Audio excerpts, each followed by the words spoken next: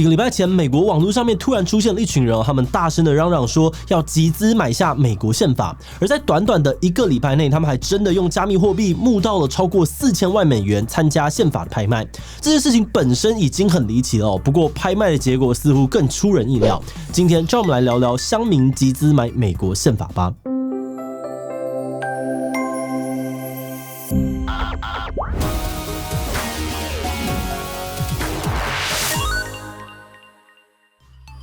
Hello， 大家好，我是志奇。今天要讲的这个故事，因为跟加密货币或者是去中心化组织有关，所以有些人把这件事情解读成是币圈的资金狂潮要开始影响现实世界的文物收藏了。不过，也有人认为这是年初的 Reddit 乡民大战华尔街事件的第2轮。上一次看起来是散户乡民们获得胜利，但这一次呢，可以说是华尔街的金融大户在传统规则的拍卖场上面华丽复仇，让乡民们踢到铁板。那我们今天会从事件的起源开始讲来谈谈这群人说要买宪法到底是想要干嘛？为什么他们可以在很短的时间内就募到超过4000万美金？而最后的拍卖结果又是怎样？为什么会说是华尔街战胜了乡民们？不过在开始之前呢，我们还是先按照惯例进一段工商服务时间。最近志奇77团队又要招募特约的合作伙伴咯。过去频道里面有不少影片的脚本是来自不同地方、不同专业背景的特约作者，透过远端的方式跟我们的团队协作，把更多重要或有趣的议题分享给大家。那为了让志奇77的内容更多元、观点更深入，现在我们要再扩大招募咯。包含生活法律国际新闻、公共卫生、医学议题、饮食文化、日韩文化，或是其他任何有趣甚至是猎奇的题材，只要你能够稳定的提供8到10分钟的影片口白脚本，我们都很欢迎。而另外，我们最近也设计了奖励机制，让长期稳定公稿的作者有机会获得更高的稿费。那如果你有兴趣，就赶快到这支影片的资讯栏点击官网的连结，看看更多的详细职缺说明吧。那也欢迎你帮忙我们把这支影片分享给你觉得适合或是有兴趣的朋友哦。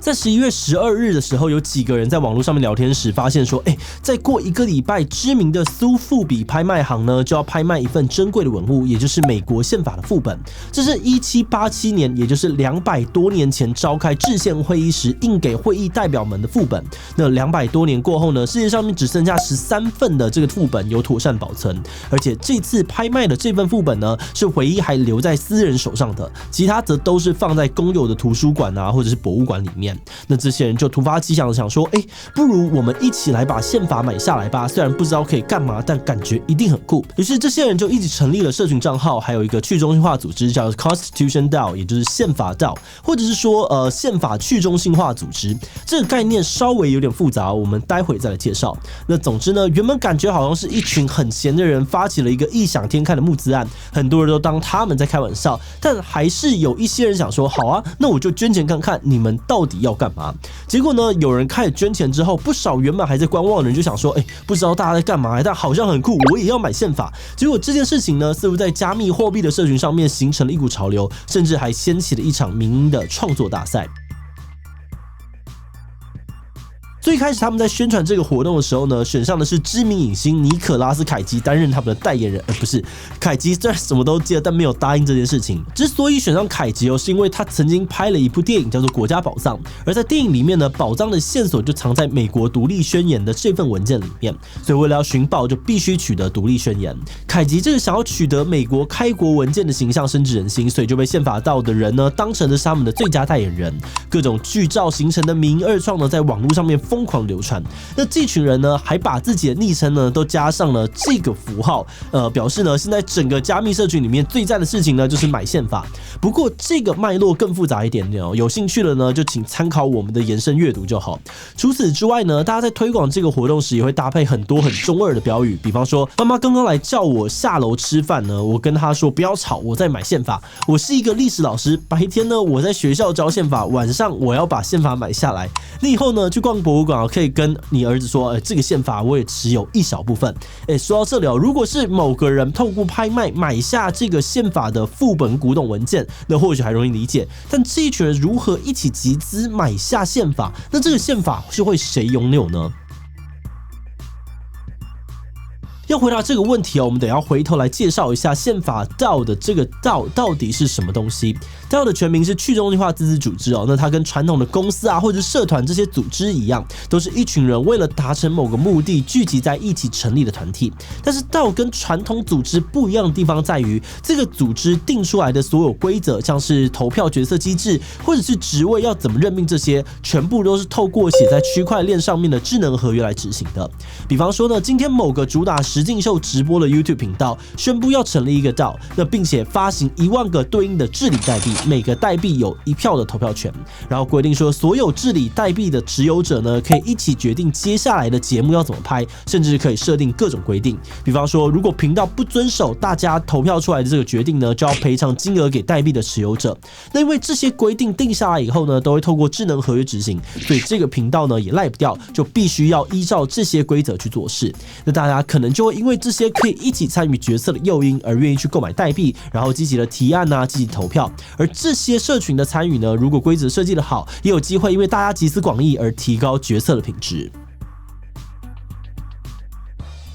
那有些人就认为DAO这种一切规则都公开透明，而且自动执行，不能够被更改的特性，就很适合用在那些目标是运用资金去做事的组织，例如像是各种基金会，或者是像是这一次目标就是要买下宪法的宪法DAO。那根据宪法DAO他们的说法，如果真的买下宪法的副本，他们想要让这个副本永远属于群众，不再落入私人收藏家的手中。而至于该怎么保藏跟收藏它，只会让出资的所有人一起决定。每个出资的人呢，都会依照他的出资比例拥有相对应比例的 People 代币，也就是拥有投票权的治理代币。那这些有着 People 代币的人呢，就可以依循着DAO的理念，一起来决定这个宪法副本的未来。而就在拍卖会的前夕，宪法DAO宣布，他们在短短的7天不到的时间内，就募到了超过4000万美金，甚至其中的3000万美金都是在拍卖前一天募到的，这几乎创下了史上最快、金额最高的群众募资记录。他们意气风发，准备写下宪法的新页。不过这一页呢，却突然来了一个峰回路转。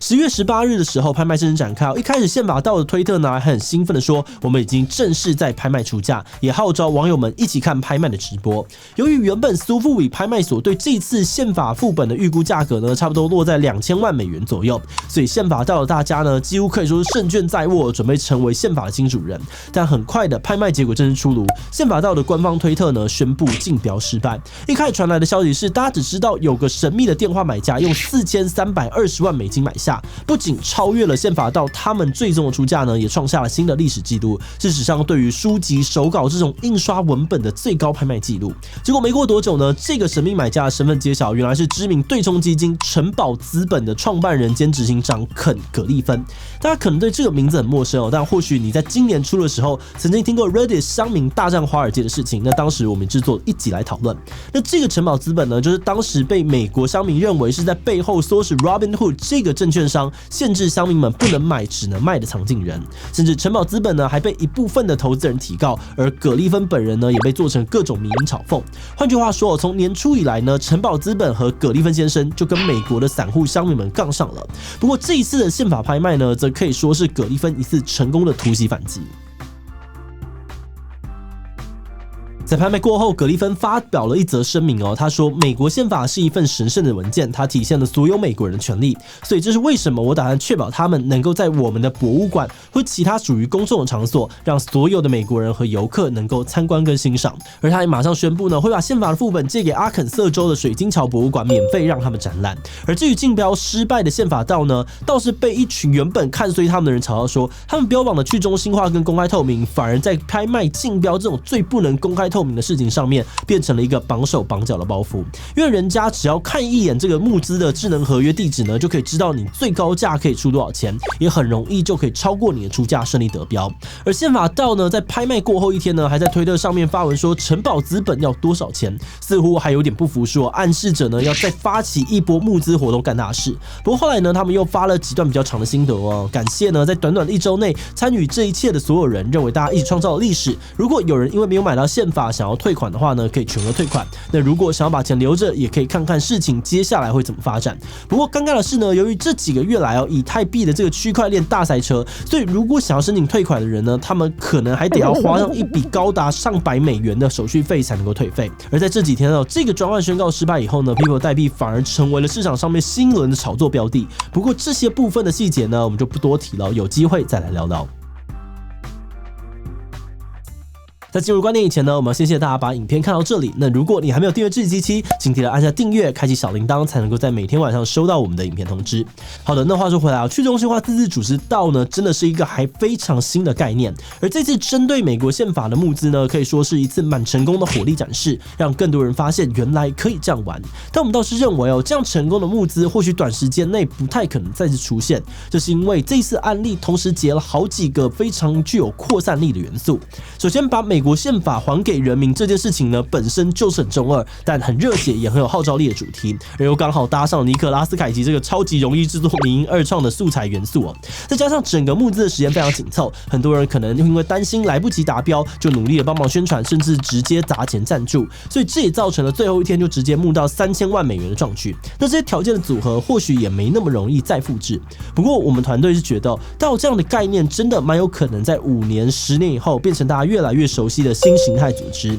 为它让所有权或者说是决策权这件事情分散化，所以大家可能会因为更有机会影响决策，也更愿意去出力或者是出资参与，那就形成了一个正向的循环了。所以最后也想要问一下大家如果有机会参与DAO的运作，你会想要做什么事情呢？ A. 集资买下志祺77决定每天的影片选题。 B. 集资买下一支球队大家投票决定要排谁上场，要签哪些球员。 C. 让政府呢都变成DAO，大家直接实现直接民主。 D. 我觉得DAO听起来很像是什么狂热组织先不要，一起他留言告诉我们吧。最后，如果你喜欢今天的影片，欢迎分享出去，让更多人知道乡民集资买美国宪法是怎么回事。此外呢，也可以点击这个地方看看 Reddit 乡民大战华尔街以及去中心化的 LBRY 能够取代 YouTube 吗？那么今天的志祺77就到这边告一段落，我们明晚再见喽。